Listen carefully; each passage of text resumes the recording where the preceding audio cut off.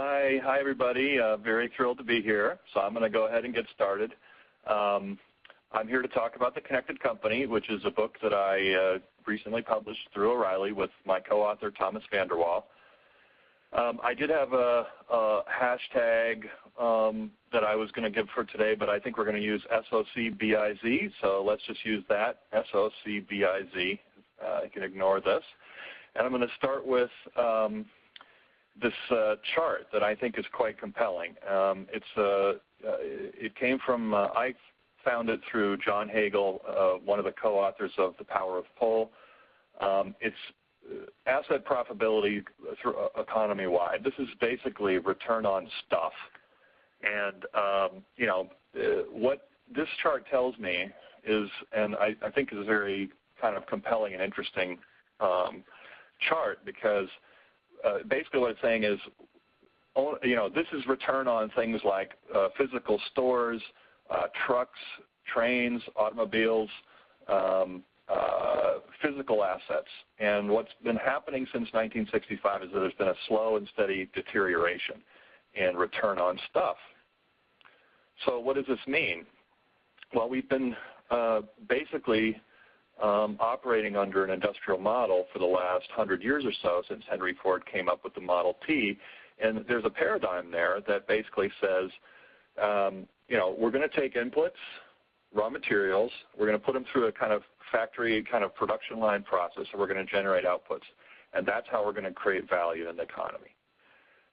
Another chart that I think is interesting shows that covers roughly the same time period, is showing kind of a general flattening or decline in manufacturing as percentage of what's going on in the economy, and an increase in services. And so this is a pretty interesting and compelling thing to me, because we're basically what we're doing is we're providing more and more and more services in terms of the economy, but yet we're still designing those services in the same way that we designed our manufacturing production processes. And some people think that there's this rise in services, and these are kind of low-income, low-wage jobs, and the manufacturing is going over to China and so forth. But actually, if you look at this as a global phenomenon, this is happening throughout the world, and even China, the percentage of economy that's based on services is increasing dramatically. So what's happening, I believe, is that industrialization is simply a phase that nations go through, that necessary phase, but beyond which, there's a rise in services. And, chances are, if you think about your own job, if you're here listening to an O'Reilly webcast today, it's probably a job best characterized as services as opposed to manufacturing, would be my guess. And the odds would be in our favor. So you put these things together, there's a decline in return on hard assets, on physical stuff, and there's an increase in dramatic economic growth in services. So yet, what we're doing still, even though we're delivering the majority of what we're delivering as services, we're still designing many of these services as if they were manufacturing factory processes. And I got a little diagram here to demonstrate what I mean by that. You see this, imagine, and I'm sure pretty much everyone can imagine themselves in this category. You're a unhappy customer and you call in to complain to the call center. Well, your first choice is I'm going to complain or I'm not going to complain. If you don't complain, you're still dissatisfied. The chances are that probably a good percentage of people decide not to complain because they're just frustrated and they know it's going to be hell when they get in there. If you do complain, you get a service rep, there's a chance that your problem will be solved. But the way that most of these service processes are designed, chances are you're going to get an automated system first, and the first line person is going to be someone who will probably tell you the things that you already knew. That they probably are what they call the first line, the person who's going to help you with the really basic stuff that you probably could have figured out yourself. If they can't help you, they're going to pass you off to another person. And you continually get passed off and passed off. And this is frustrating because you are not an element in an assembly line, even though you're obviously being treated that way. whoops, am I going, sorry, I went backwards. So this is what customer service looks like in what I'm calling the divided company, which is the most modern organizations. Customer comes in and gets bounced around from department to department, often having the problem not solved. If you scream loud enough, you get escalated, and if you really get angry enough, you might get escalated to a supervisor who just may be able to solve your problem. Now, the problem that I see with this, and I think this may be evident, is the organization either can solve your problem or it can't. And so it's definitely in the best interest of the organization to solve your problem as quickly, if it can, to solve your problem as quickly and as painlessly as possible. If the organization can't solve your problem, it's better to let you know that as quickly and as painlessly as possible. So how is it efficient to be bouncing people around from person to person and through automated systems to try and get this problem solved? We imagine that it's efficient because of the way we've designed factories.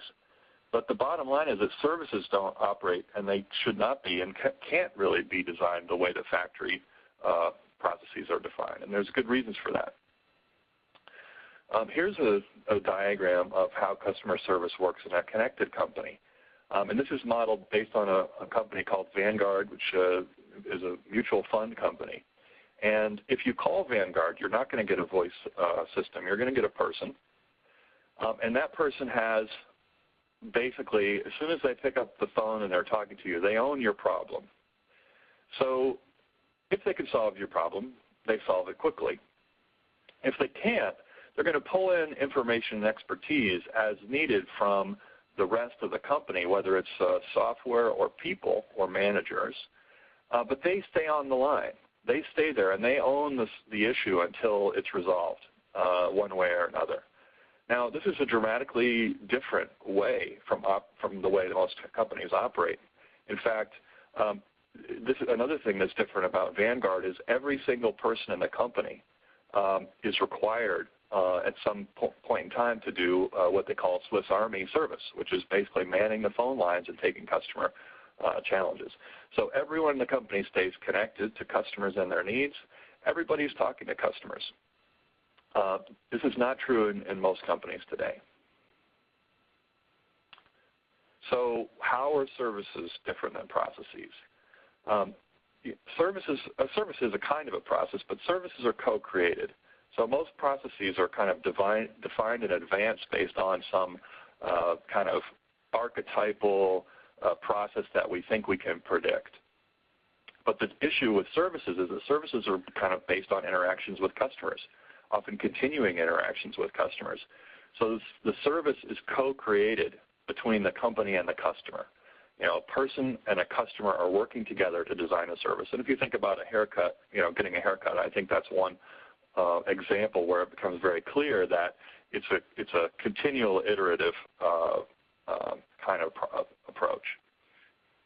So factories and factory-type processes do better when they're isolated from their environment, when you can build a wall around the factory and you can kind of isolate what's inside the factory from what's outside and have these inputs and outputs flowing through. Services, however, do much better when they are out in the environment and clustered together. So think about a basic like a shopping mall or a shopping district. You're much more likely to go and spend time in a service environment when there are multiple services that are available to you. You think about your apps on your iPhone. You have one place where you can go for all those services. Those services are clustered together, and they're definitely more attractive when they're together like that. I'm moving pretty fast today because this is an O'Reilly audience. I figure you're pretty smart. As we go, if you would capture your questions, we're going to try and have some time to go through those afterwards. So if you have any thoughts or questions or you think I'm full of it, please put it in the chat. So, Kindle. Is Kindle a product or a service? I think that's a very interesting question. Kindle's a device, but it's also a service that you can access pretty much on any device. So if you close your book, you're watching a movie or you're reading a book on one device, and you stop and you pick up another device you can pick up right where you left off. And Jeff Bezos, I don't know, I have a couple animations in here. Oh, they work. How about that? So what does Jeff Bezos say? CEO and founder of Amazon. It's a service. There's no doubt in his mind, and if you actually look at how Kindle operates amongst different devices, and if you think about what you're buying when you buy a Kindle device, it's the same thing you're doing when you buy an Apple device. You're buying basically an Amazon or an Apple store that you can carry around with you and keep in your pocket or purse. So thinking of a product in a service context, to me, is like thinking of a product as if it's an avatar. It's avatar not in the sense of your Twitter, your image on Twitter, but avatar in the sense of a physical representation of a divine being is the way that I mean it. You think of Buddha was an avatar for God, and I think that's where the term came from. And you think of these products that we have in our lives, and if you do manufacture and design a product, the actual physical product itself is only a component in a larger picture service or a job to be done. So thinking about services, how do you design a service? How do you do that? How do you think about a service, and how do you go about designing a service? There's something that comes from cybernetics, sometimes called Ashbeys Law, also known as the law of requisite variety, which states that a control system must have as many possible states as the system it wants to control. That means basically only variety can handle variety. And the image that I use to represent and think about this is you think about a juggler. If you have someone juggling balls, there's a limit to how many balls that person can keep in the air at a time. And if the juggler starts getting more balls thrown at him or her, what's going to happen is at some point that person is going to not be able to juggle all the balls anymore. So at that point, you either need to have fewer balls or more jugglers. And this is just a basic law of cybernetics. Now, when it comes to services, since services are more complex and have more complex kinds of interactions, you actually need to be able to absorb a lot more varieties. In other words, you need to be able to handle a lot more balls in the air at the same time, which means probably you need more jugglers. Now, that's not the case with every service. For example, if you think about McDonald's, you can think about the juggler. They've reduced the number of balls that they have to juggle to a very limited amount. So McDonald's and many fast food restaurant type businesses have found a way to reduce variety by a couple of things. They reduce the number of things that they offer. They simplify those offerings. You can order at McDonald's by number. They also basically train customers to follow a kind of a factory process. So when you go into a McDonald's, whether you're driving through or walking in, you've been trained to follow a very kind of a relatively rigid routine. If you go into a McDonald's and you sit down and wait for someone to come over and wait on you, you're going to be waiting a very long time. So that's one way to deal with variety, is just to reduce the number of things that you do and the balls that you handle at any one time, and get very efficient at that. The other way to handle variety is to think about it absorbing it.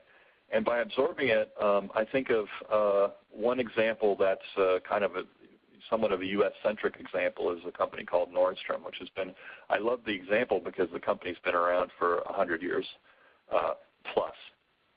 And so what Nordstrom does is they give their employees a huge amount of autonomy to represent the company. So when you go into a Nordstrom department store and you talk to a Nordstrom salesperson, that person has almost as much authority to solve your problem or help you find something as the CEO of Nordstrom does. They've been delegated a tremendous amount of authority. In fact, if you look at the Nordstrom employee handbook, it actually is a small index card that says, use your best judgment in all situations. If you have questions, talk to your supervisor. There will be no other rules. And if you can imagine how that feels, and what that does for the company, it gives the company and the individuals who work for the company a tremendous amount of power and ability to handle all kinds of variety and all kinds of different situations that might come about. There's a concept from service design called front stage, backstage, and the line of visibility. So if you think of this partly comes from the idea of thinking of a service as a kind of performance. So when you have if you think about a play on a stage, you have the front stage where the actors are interacting with the audience, and the backstage where you have the things that support the special effects and the lighting and so forth. And the line of visibility basically is how much you, the audience, can see into the backstage. And this picture I drew is kind of a restaurant to kind of give you the idea and kind of position this as thinking about customers walking into a restaurant. The front stage is where you're going to have a lot of variety because customers are there. It's like customers walking into your factory. You've got to be able to absorb and handle all kinds of situations. People could have kids. They might want special treatment. They may want a special kind of a seat. They may want to take out food. They may want to bring their own bottle of wine in, whatever. And you want to be able to handle all these different kinds of variety on the front stage. In the backstage, you might be able to think about being more efficient and getting some economies of scale in the more traditional factory sense, because the backstage is an area that you can control and isolate more like a factory.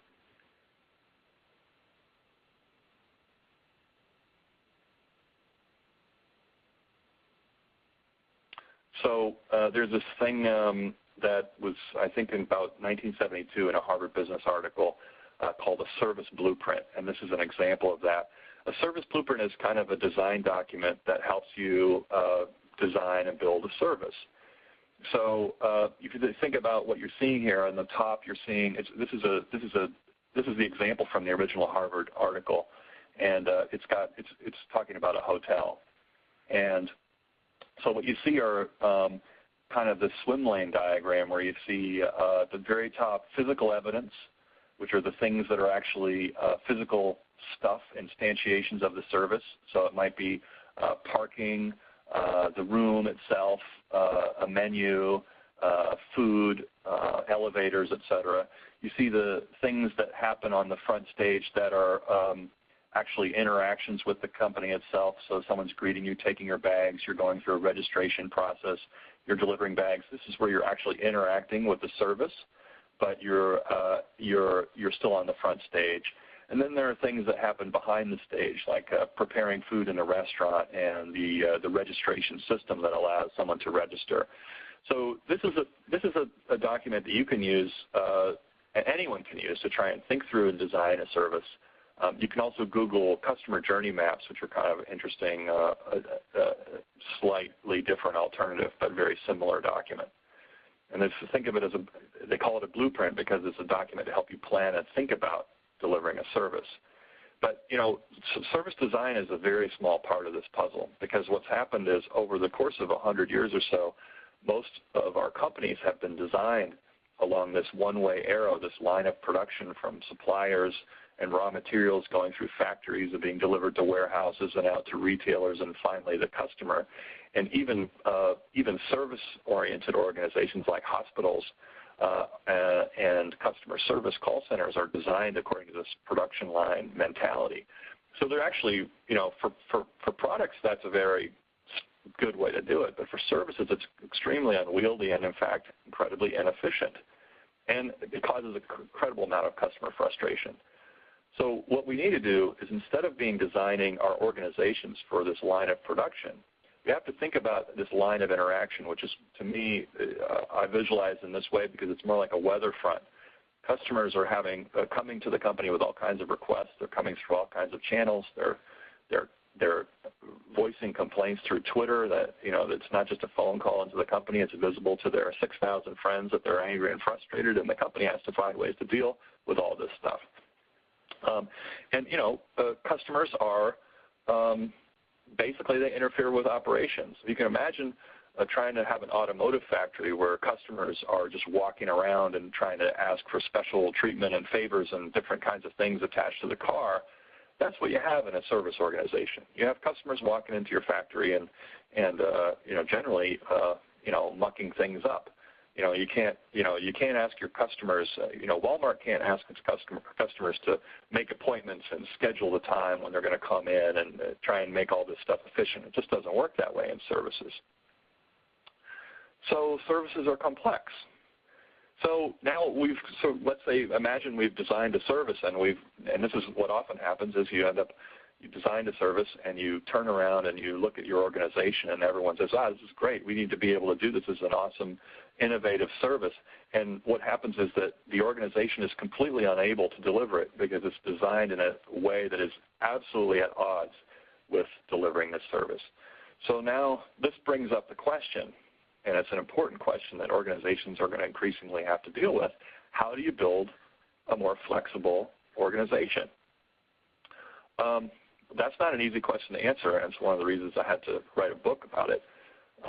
But if you look at the traditional org chart, you've got this is just this classic multi-divisional organization. You've got a board of directors, corporate management, business units, and within the business units you have the labor divided according to task. I'd like to contrast that today with this concept that I'm describing called the podular organization. So a podular organization is not designed in the same way as a traditional organization. It's not organized around a division of labor and tasks. It's actually more around connecting labor. And by that I mean the groups, individuals and groups within the company own a customer experience. They own the customer relationship, not the task. What happens when we divide the organization by task is that nobody's connected to the customer and no one's really connected to the purpose of the work. I remember once talking to a director of communications in a hospital, and I was at the time, working on an infographic to explain the patient experience. And I said to her, "Can you tell me who can I talk to that understands the patient experience in the hospital?" And her sad answer was, "Nobody. The only person who understands the patient experience is the patient. There's nobody in the hospital that can give you a holistic understanding of what that experience is like." Which, if you think about it, it's pathetic. We have this industry called health care, and it doesn't have anything to do with either word, for the most part. Anyway, so what you're doing in a podular organization is you're dividing the work up in such a way that you've kind of every single individual or unit can actually operate as a fractal, so they actually can embody the entire service of the whole organization or a big chunk of it. So think about that Vanguard person answering the phone. They own the customer experience. They are the person who represents that company to you, or the Nordstrom salesperson. They can accept any return. They have the power and authority to make decisions. There's a hotel company called the Ritz-Carlton where every employee has the authority, without having to ask, to spend, I believe it's $2,000 or $3,000 to solve a customer problem when one arises. If you think about it, that's a tremendous amount of authority, and that's what I mean by a podular organization. Small teams and individuals can actually represent the service and the organization in a very holistic way, which the way that organizations are designed for the most part today, it's impossible for them to do that. So think of a pod is a semi-autonomous unit within the organization that has control of its own fate. And I'm going to give you some examples. This isn't science fiction. There are real companies that are doing this. And, the pod is the front stage entity, to go back to our service blueprint and our service design concept. A platform is a support structure that increases the effectiveness of the community of pods. So think of the platform as the backstage, and think of the platform not as a efficient operating factory, but in the same way that the backstage in a theater is there to support the experience on the front stage. It's a set of standards and kind of policies and so forth that actually are designed not to control, but to support the autonomy and the effectiveness of those podular units. I talked a little bit about Nordstrom already. So what are the pods doing? Well, the salesperson focuses on service and building a relationship and a service culture. What is the platform in the case of Nordstrom? Well, what the company does is they provide the store and all the stuff in the store, basically. They provide a selection of merchandise. So the selection of merchandise in a Nordstrom store is actually not comprehensive. It's relatively limited. But the reason for that is that they want to make sure they have every size of everything. So if you have size 13 shoes and you see a shoe that you like, they're going to have it in stock. Another part of the platform is that management has a trust and support and is focused heavily on enabling and empowering the work of the individuals. And the financial rewards also support the Nordstrom salesperson. They, believe it or not, even though they're incredibly service-oriented, they do make their money based on sales commissions. And a Nordstrom salesperson, a frontline retail salesperson, can make six-figure income. Gore Associates, another interesting company. It's highly service-oriented. They have small autonomous teams. The teams have kind of service contracts, which is kind of the thing that they have agreed to do, and they operate amongst each other kind of like web services. When you're hired at Gore, you're hired without actually being on a team. You're hired, you come in and you have, I think it's 30 days or maybe a little bit more to interview with the various teams, and if no one wants you, I don't think you get to keep your job. So basically, it's very much peer-to-peer, and within Gore, within any Gore unit, everyone basically you get your what they do is they rank every employee based on their contribution, and this is a peer-to-peer ranking system, and your salary and bonuses based on how your peers think you contributed that year. Amazon is incredibly, probably the paragon of connected companies. I already mentioned the Kindle, but the way Amazon's designed, just structurally, small 1, 2, 3, 4, 5-person teams operate and basically develop separate services. So when you go to an Amazon page, you may actually be getting 300 or so custom services that are going to be bundled together on that page at the moment that you step to that page. This is a massively parallel way of developing a service. Each of those services is able to operate independently.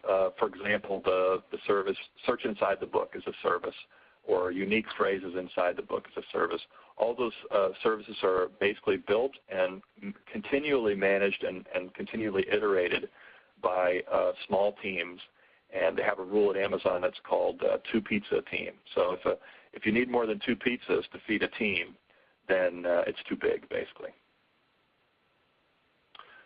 Morningstar tomato manufacturing plant could not get more kind of industrial old school than this. They basically turn tomatoes into tomato paste. But depending on your perspective, they either have no managers or they're all managers, because basically what they do is once a year they get together and in a peer-to-peer way they negotiate all of their contracts and promises and commitments to each other. And basically they operate and they kind of maintain and self-manage throughout the year, and they all share in profits of the company. Whole Foods, another example. Each Whole Foods team is responsible for a section of the store. They have access to data, and so again, I was trying to draw this fractal concept of, every team is part of a larger team, which is the store team. Every store team is part of the regional team, and every regional team is part of the company. And the way that they operate is extremely peer-to-peer. The team self-manages, so you have the Deli Team. They basically have the ability to source all their own local supplies, pick their suppliers. They can actually get into a database and look at how other deli teams in other regions and other parts of the company are working. Their bonus is based on the performance of their unit within their store. and they can see how they can see the total compensation of anyone else in the company in the database, and they can see how they're performing relative to others. One interesting thing about Whole Foods is if you're actually performing highly as a team and you get to a revenue point where you can justify another person, you can decide whether or not to hire that person or not as a team. You can decide if you prefer to just keep working it with a smaller team and take that money that would go toward another employee and distribute it amongst your team. So you just make more money, do more work, make more money, entrepreneurial. Rational Software, which is now part of IBM, very highly self-organized. Every team was basically within Rational was fully self-functioning small business, what I would call a business within the business. And there was a lot of rotation between them, and that's something we can go into in the Q&A after if you like. Semco is a Brazilian company, very similar. They have a limit of about 150. They don't allow manufacturing facilities to get, or any facility to get above 150 because they think it starts to get bureaucratic and they start to get diminishing returns as they scale over that number. All the numbers are shared monthly. The employees get, I believe, a third of the profits, and they basically manage themselves again. So you got this, got this idea of how you can build a flexible organization, and it may seem like a stretch to a lot of organizations today. But we can talk some more about that. Another question that comes up often is how do you measure quality? When you measure a product, you have a template. You have this is what a car is supposed to look like. These are what the tolerances need to be, and you can kind of measure quality by comparing every car that comes off the line with this, perfect standard. But since services are co-created with customers and they evolve and they're always, being done differently, how do you measure quality? How do you measure quality in this kind of environment? Well, first of all, we like to think of numbers, right? We like to measure numbers. And, from the outside of a company, you can look at profits and revenue, and you can say, okay, well, this company is growing in revenue and they're profitable, therefore that's good company. Well, not so, because, what those numbers tell you is extremely limited. There's such a thing as bad profits. And as a company can show profits for many years while destroying a lot of, let's say, brand reputation or brand value. We've seen that in the financial industry, and we've seen it in companies like Enron, and that have looked very positive on the outside while essentially cancerous on the inside. So how do you actually measure quality, and how do you think about quality in a connected company? The value in a company is created where the company is actually interacting with customers and delivering stuff that customers value and are excited about and are willing to pay for and are happy about. That's a virtuous cycle. And profits are something that is generated by that, but profits are not a cause. Profits are a result of that kind of behavior. And shareholders benefit from that. But shareholders should not, in my opinion, be driving. And if you look at connected companies like Amazon and Google, even publicly traded ones, Facebook as well, they're pretty notorious for saying to investors, look, we're going to do what makes sense for the business. If you're a long-term investor, trust us. This is what we're doing. We're not going to manage our company based on the quarter-to-quarter opinions of Wall Street. And I think they're wise and smart to do that, because the quarter-to-quarter opinions of Wall Street, in my opinion, are dumb. In fact, I'll quote Jack Welch, who many business people think is a pretty heroic guy, and I agree with that. But he said, maximizing shareholder value is the dumbest thing in the world. All right. Here's an example of bad profits. Bad profits come from customers who feel trapped or abused. And I can't think of a better example than this recent scenario with Apple and Google Maps, where you upgrade your Apple device right now, suddenly your Google Maps disappear. Well, how does that feel if you're a customer? I haven't talked to an Apple customer, and I'm one, who feels good about that. I have yet to find an Apple customer who's excited about that particular issue. Now, when a company does that continually, and customers are continually feeling trapped and abused, that's an opportunity for a competitor to step in and sweep those customers away. And I wouldn't be surprised if you saw, a pretty decent number of people moving to Android with their next phone upgrade because of this, recent snafu. Now, that's what you call bad profits. Now, those profits might still, these profits might still look good on the outside to shareholders because they see the money coming in and they see the people buying the phones and upgrading this stuff. What they don't see is that increasing frustration and dissatisfaction on the customer side. There are quantitative ways to measure service quality.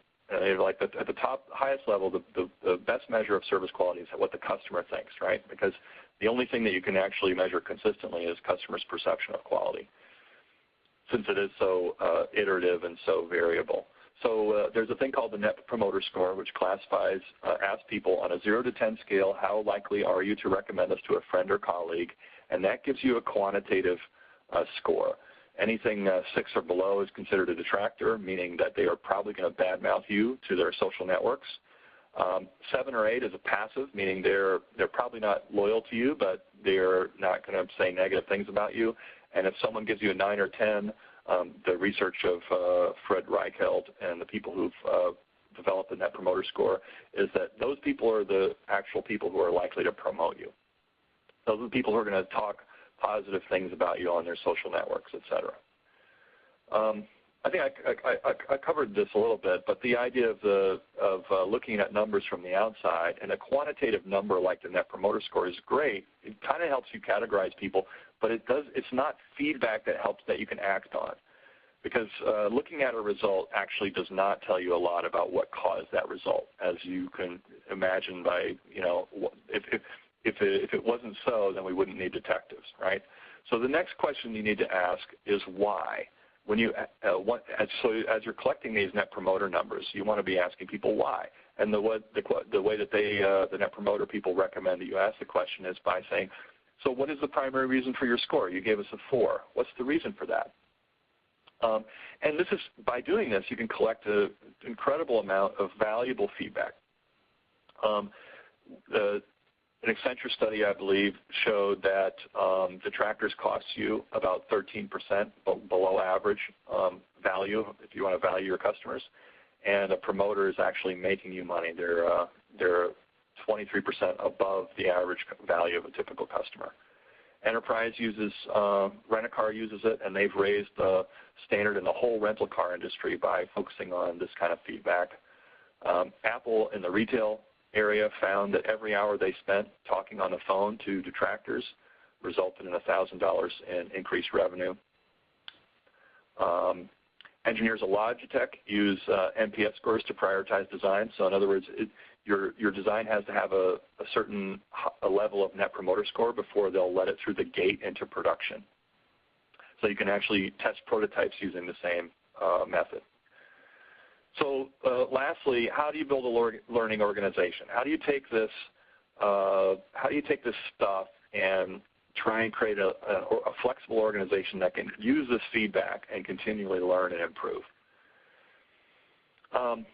General Electric has something they call workout, where they take people off the line, they take them out of the factory, and they get them in a room to share ideas. And the idea of the workout is to get work out of the system, to figure out how to work better, more efficiently, smarter. And I'm sure we've all heard bosses tell us that we need to work smarter. But at the same time that they're saying that we need to work smarter, they don't give us any time to think and step back and reflect.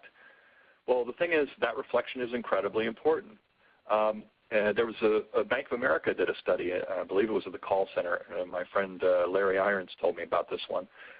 In a Bank of America call center, they did a study where they actually they had a control group and an experiment group, and the experiment group actually let the people who worked together take their breaks together. And what they found was the productivity of the teams that were allowed to take their breaks together, that they were going to talk about how they improved the work. And that was something that I call, actually got it from a book, which I forget the name of off the top of my head, but it's called A Learning Field. There's a book on Japanese management from the 90s. This concept of a learning field is that this is a small slide on my screen, and I don't know how well it's looking to you, but if you see the picture on the left is the frontline experience. It's actually the operations of the company. So think of it as a cycle, daily, weekly, monthly, the reports coming in, the trucks going out, the stuff happening with customers, et cetera, whatever.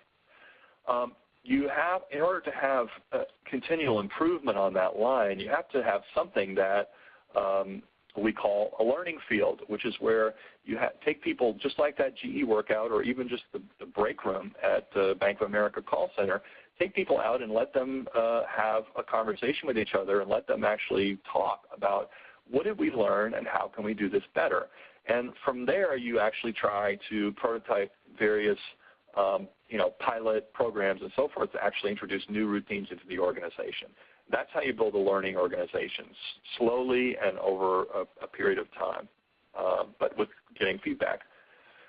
There's a concept called pace layers that I was introduced to by a guy named Stuart Brand, who wrote a book called How Buildings Learn, which is that if you think about platforms and these learning fields and the things that people are doing, they don't all change at the same pace. So some things in a city, like the subways underground and the streets and so forth, change very, very slowly, the electrical grid. Other things change quickly, like who's the tenant in a particular store and how the furniture is organized and so forth.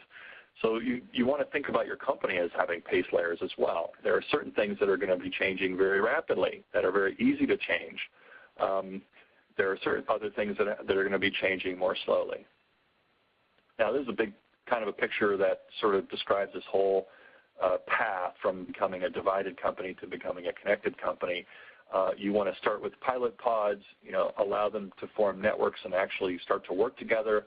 Over time, a platform emerges that as you discover what is the necessary kind of stuff that's going to support the pods and them working together. And I'm just going to give a few stories, 3 short stories, about how someone can take from an existing organization and start something podular. This guy, Gav Thompson, worked at the O2, the network telco, and he thought, well, what would happen if we just had a telco that ran on the same network, but actually where the customers all supported each other. The customers did the customer support in a community way, peer-to-peer. The customers did all the marketing, peer-to-peer. We had no physical stores and so forth. And he started a company called giffgaff, and it's doing tremendously well. It's about half the price of other mobile providers in the UK, and customer satisfaction and the net promoter scores are off the charts for telco. I mean, they're up equivalent to retail. I don't have the exact number in front of me, but I think I put them in the book. This is Sharif Reno. He's basically was a store manager at a U.S. cellular store in Milwaukee. He basically just took it on himself to start representing the entire company. He was started through Twitter and Facebook and other social networks. He's a sales guy, but he started, interacting with customers, and when they had support issues or other kinds of things, they would start to come to him, and instead of shunting them off to a call center, he would do it. He would handle their problems himself. Sales went up in his store by about 20%, simply by being a human face and working with his people to interact with the community and just a face-to-face and be the single face of the company. Now, he took it on himself, but now the company has actually embraced that, and they've brought him into corporate to help spread that idea through to the rest of the company. Livia Labonte is a middle manager at Marriott Hotels. She's in a group that reports to other groups. So she is a service organization within a larger organization. And what she did was basically take a whole department, which had been organized around tasks, and they were basically user experience designers who were focused on developing parts and pieces of the web experience. She reorganized them into pods that were built around higher level concepts like the reservation experience. They put them on teams, literally tore down the walls, and what she's found is that her employee, they have a measure of employee satisfaction. It's actually gone up again 20%. And that's important in an industry where you have high turnover and like user experience design, where people are definitely in demand and the people in the workplace can work wherever they want. So those are a few examples and a few thoughts. We have about 10 minutes left to take questions. Thank you for your time. I know I went pretty fast, but I figure this is O'Reilly. You're a pretty smart group. And this is my contact information. And now with Yasmina's help, we'll take some questions. Great. Wonderful presentation, Dave. Thank you so much.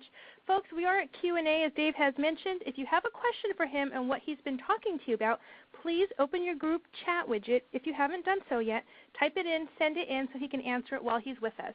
Dave will take the questions in the order they came in. Question from Jenny. Jenny asks, is it cost effective to hire enough people to answer by phone every customer question?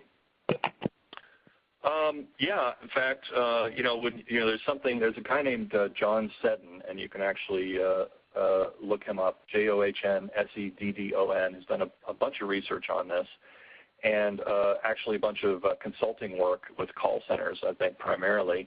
And it turns out that a huge amount of the demand coming into call centers is actually failure demand, which means even though the company is measuring the calls coming in, these calls are coming in because the company failed to answer a question. So, in fact, it's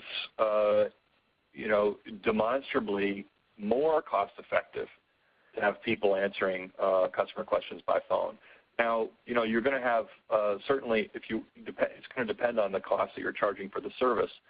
You have alternative ways to have people do this, like the company I mentioned, giffgaff, where they actually only have 16 people serving the entire United Kingdom. Excuse me. What they do is they actually have the customers are rewarded for answering by phone, not by phone, but answering online customer questions. And what's interesting about that is that they actually pay customers to answer questions by phone. So, not by phone, online. Excuse me. So if you're a giffgaff customer, you could subsidize your service, basically get free phone service, or you can get some people even make money by providing customer service. Great, thank you so much. We do have a question now from Michael Bernstein. Michael asks, how to grow an organization while fighting the forces that want to turn the org into a more rigid and hierarchical one? How to, say that one more time? Sure.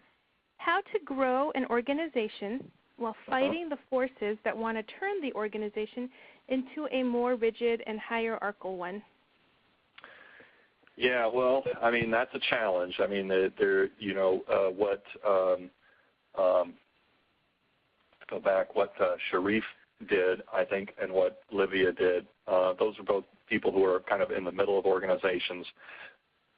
It's very brave. One thing that Livia did that she told me I thought was interesting was she actually, as part of her job interview process, she asked, specifically said, look, are you ready for real change? Because if I'm going to take this job, I am going to actually make some real changes here. So not everyone can do this, but one thing you can do is, clarify and expectations during the interview process. But another thing you can do is you can take some risks like Sharif did. I mean, he didn't ask for permission to go out and make these changes. He started doing what he thought was the right thing to do. Now, if you're in an organization that you don't feel has the wherewithal to make this change, it's very likely that the company, if that's true, that the company won't make this transition into the next century. And so I worked in the newspaper business for many years, and it was at some point it starts to become evident to you that you're not going to retire in this business because this business isn't going to be around long enough. And so one thing to think about is to make that judgment call. Is this a company that if I follow the rules and if I do what they want me to do, is this company going to survive? And that's, I think, a very important question to ask yourself, because if it isn't going to survive and you can see the writing on the wall, then you better be starting to make steps to find another place. Great, thank you. Another question here from, let's take a look, from Raymond. Raymond asks. Let me say one more thing on that. I think, Michael, the thing to ask is you're not going to actually make serious change within a kind of a rigid and inflexible organization without taking some risk. So I think it comes down to a matter of risk assessment. So what risk do you want to take? And I think the rewards that you will get out of it are going to be commensurate in a lot of times to the amount of risk you're willing to take on. Sorry, go ahead. Yes, thank you, Dave. Okay, next question from Raymond.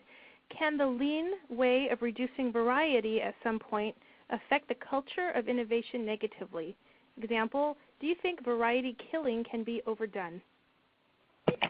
Oh, yeah, absolutely. That's actually, I think, what's the problem that most organizations are having today is that especially older organizations that have focused on efficiency and reducing variety for so long that they have become extremely optimized for one particular thing. McDonald's is not a bad example of a company that has reduced variety, but if you actually, one place where they don't reduce variety is that they're continually innovating and working on their menu. So it's the process is going to be the same, it's extremely efficient, and people are probably always going to want extremely efficiently delivered food, at least some subset of people. But I think what you see even in a company like McDonald's is constant innovation in the kind of food. They see Starbucks coming along, they're going to start to get good at making espresso drinks, or at least good enough. You see them having wraps and salads and other kinds of healthy foods because they know that the market is demanding that. So even though they have one very efficient along one dimension, they're definitely innovating along dimensions where they think it's important. And I think this is the strategic question for companies. Where are you going to focus on efficiency, and where are you going to actually need to be able to learn and absorb variety and continually innovate? Thank you. We have a question from Philip now. Philip would like to know, what advice can you give to peons in a divided company other than quit? Other than quit. I think, I had a personal experience when I did work in a newspaper where I did what I felt was right, even though I knew I was taking a risk of getting fired. So, let's say you're not ready to quit, but you're in a divided company. If you're not willing to take any risk, then I probably don't have a lot of advice for you. But if you're willing to take some risks, especially calculated risks, I would say start to reach out and start to find the work that you think needs to be done and start focusing on that. Focus on the things, whether they're in your job description or not, that need to be done. Ask yourself, if you were the CEO, how would you do it? Or if I were going to reinvent my company as a startup, knowing what we know today about the world, how would we do it? And then start doing those things in a relatively as bold or as limited a way as you feel comfortable. Start making a few experiments and trying a few of those things. And what you'll find, actually in most organizations, what I've found is that actually is appreciated, and you will, chances are, get promoted. There's a chance to get fired, but there's also a chance you'll get promoted. And either one, who knows which you prefer. But I do think that step up and start acting like you own the company, and surprisingly often you find that you're treated with respect and promoted for that. Thank you. We do now have a question from Robert, and Robert would like to know, if a company is designed to be a peer-to-peer network, what is the role of leadership? How do they function in this environment? Is a leadership body even needed, or would it be much smaller? This is a great question, and I think, one of the things, people talk about command and control and how we need to move away from command and control, and they use the military often as an example of this. But if you look at the military, you'll find that many military organizations are actually ahead of businesses in this regard, because they have come into contact with guerrilla irregular forces and what they call asymmetric warfare. And you cannot fight a guerrilla war with a conventional approach. And it's the same problem that similar problem that companies are dealing with in this highly networked mobile customer base that they have today that can basically kind of mobilize and kind of attack them in a PR way in much the same way that guerrilla forces can. And so it seems that the customers are leaderless, and we want to be able to address the network of customers with a networked company. It seems that, well, maybe we don't need leaders. But actually, I think we need leaders more than ever. In the military, they have a concept they call command intent, which is that the leader will articulate at a very high level what are the broad objectives for the organization and how we might go about achieving those without being overly prescriptive. And then the people knowing that there's no way that they can predict the situation on the ground. And think of it. Another way to think of it is think about the difference between American football and American basketball. So American football, you've got a very well-defined kind of regimented approach. You have a lot of specialists who, have someone who's just going to come in and kick, and that's all they do is kick, and you bring them in when it's time to kick. And it actually operates at a relatively slow and measured pace. So if you're a football coach, you can have a playbook, and you can call in the plays, and you can actually control a lot of what's happening from the sidelines. Every time there's a play, that people line up in a prescribed order, and you can call a play. In basketball, there's no way that the coach can have any control from the sidelines because the pace is too fast and the action moves at extremely high pace. So the only way for a basketball coach to lead is by cultivating the skills and experience and teamwork and quality of the team. And then once the team is on the field, you've got to just watch and try and encourage them, but they have control of the game. And that's where we're moving, I think, in business today. We're moving to a much more fast-paced and complex environment. The leaders, you still need leaders, you still need coaches, but they're not going to be able to control the game in the way that they have in the past. They're going to need to actually trust the people and focus on building the skills and the teamwork that's going to be required to get the job done. Thank you very much. Just a couple more questions here. Question from Adam now. Adam says, I heard a lot of companies with great espoused cultural values. Dave, did you do any research yourself to validate that those values reflect their theories in use? I did. Yes, I did. Not with every single company, but certainly with a lot of them. I conducted probably about 100 and some hours of interviews talking to individuals within the companies that I referenced. Now you can go to a place. I also did some research going to places like Glassdoor.com where people talk about their companies and they rate their leaders and they talk about culture. I have found that you can always, there's always somebody who will bitch about any company, and you can always find those people, especially if you look online and they're, anonymous. And no company is perfect for sure, but certainly I've validated to the degree that I could. Thanks so much. And we have one final question here, Dave, from Michael. Michael asks, any particular advice you could give for B2B enterprise software startups? B2B enterprise software startups. Well, I do think the Net Promoter Score is a very powerful tool. I think it's a great way to get feedback from customers. I think in a B2B kind of a situation, you should expect every single relationship counts. You're going to have fewer relationships than a consumer-oriented company.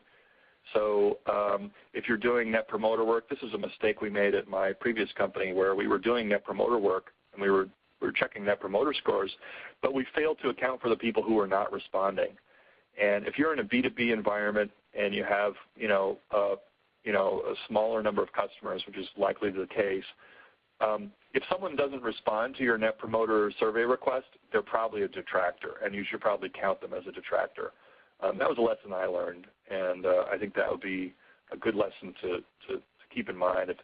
If someone's not responding, you might want to actually try harder to get in touch with them and get some meaningful and helpful feedback about why they're not more engaged with you.